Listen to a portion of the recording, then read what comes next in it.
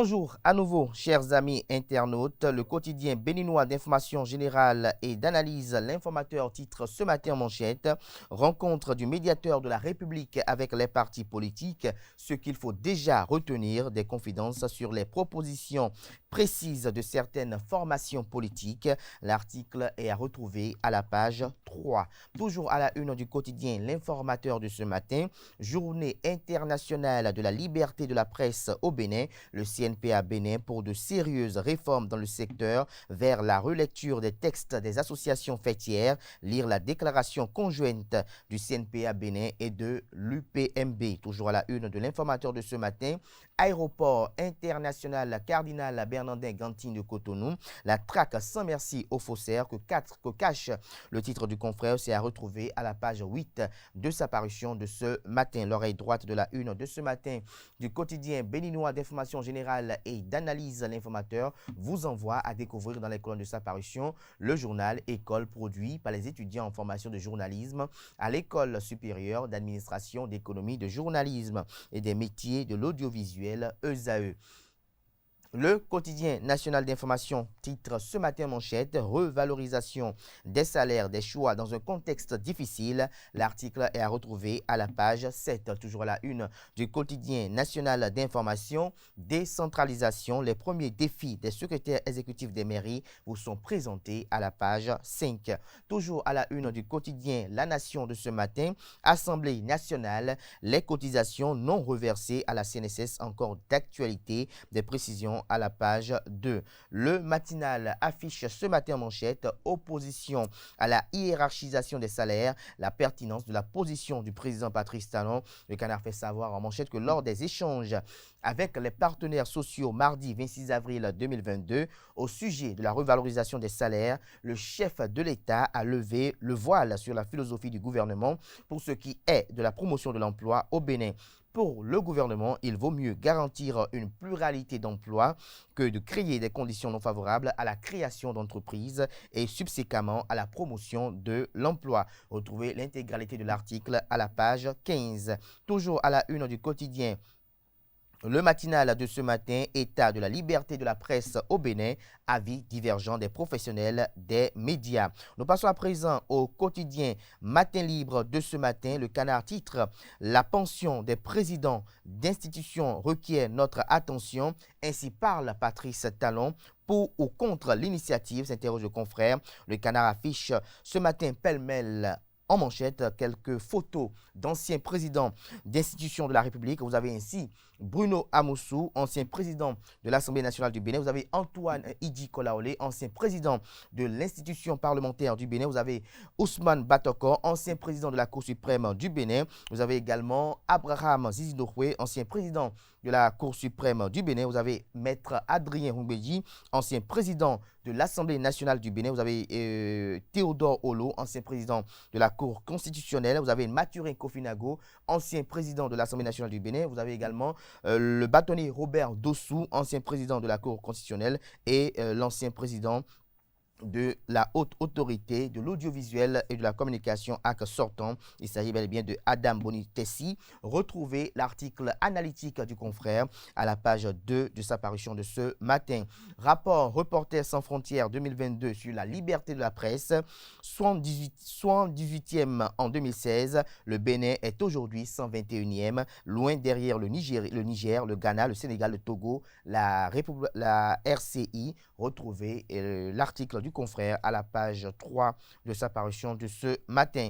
Guerre russo-ukrainienne, les prix vont se maintenir élevés jusqu'en 2024. Le Béninois libère ce matin en manchette: brique par brique vers sa succession en 2026. Le président Patrice Talon a déjà son successeur selon les informations du confrère. Son nom, le mode opératoire, les raisons du choix et le gros risque sont présentés à la page 3. Toujours à la une du même journal ce matin: lutte contre les changements climatiques et amélioration de la qualité de l'air dans les communes de Cotonou. Semekpodji à Bomekalavi. La solution de Luc Setonji à Tropo vous est présentée dans les colonnes de l'apparition ce matin du journal qui nous donne un avant-goût que l'Association nationale des communes du Bénin, ANCB, a organisé ce mardi 3 mai 2022 à Cotonou un atelier de validation de la note conceptuelle du projet de promotion de motos électriques dans les communes de Cotonou, Semekpodji et Abomey-Calavi. Financé par l'Union européenne, l'atelier vise à recueillir les avis, propositions et suggestions des différents acteurs impliqués dans le projet en construction avant la finalisation de la note. À terme, le projet vise à promouvoir les motos électriques pour limiter la pollution de l'air et réduire l'émission de gaz à effet de serre. Retrouvez l'intégralité de l'article dans les colonnes de l'apparition ce matin du journal. Toujours à la une du quotidien.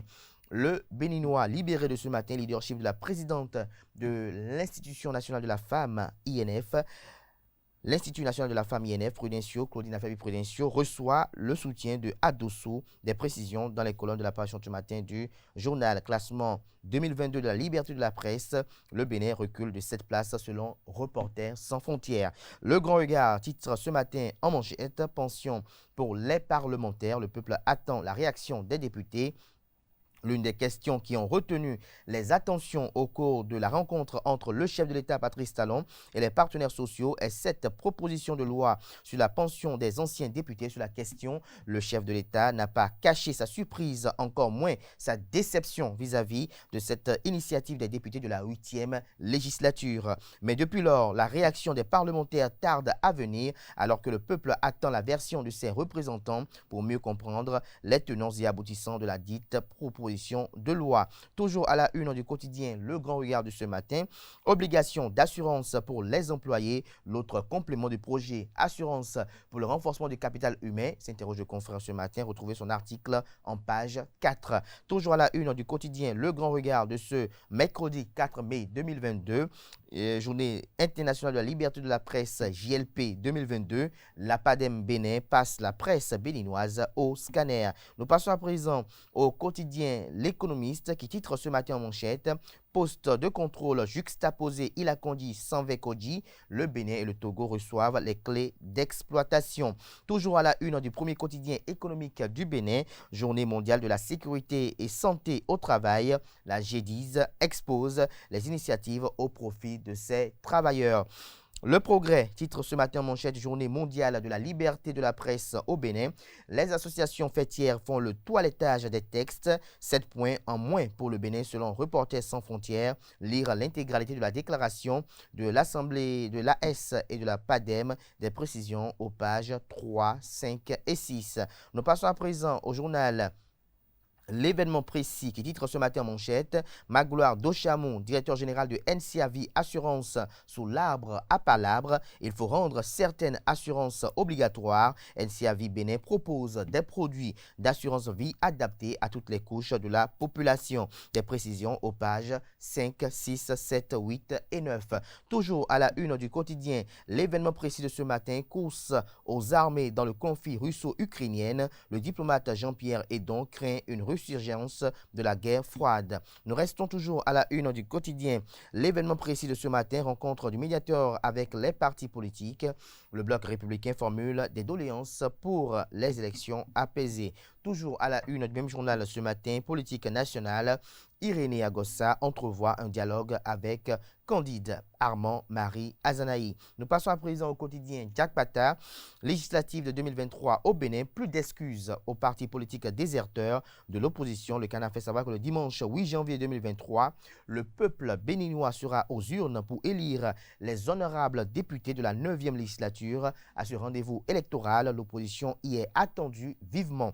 Contrairement à 2019, les partis de l'opposition n'auront plus de raison à être présents à ces joutes.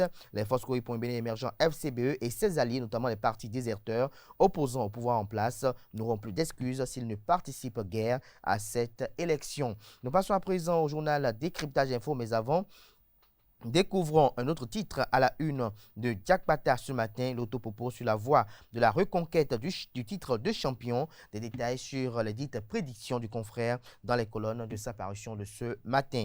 Décryptage info parle de gestion des finances publiques, des cadres du ministère de l'économie et des finances en formation sur la gestion budgétaire en mode programme. Toujours à la une du quotidien Décryptage info de ce matin, lutte contre les changements climatiques et la pollution de l'air à Cotonou, Semekpoji et à Mekalavi, des motos électriques, l'alternative de la NCB, le maire Luc Setondia Tropo, engagé pour le développement durable. Nous passons à présent au quotidien La Boussole, qui titre ce matin à la une sensibilisation des populations sur la cherté de la vie. Ousmane Traoré et les jeunes leaders de l'Union progressiste accueillis en pompe à Ndali et environ.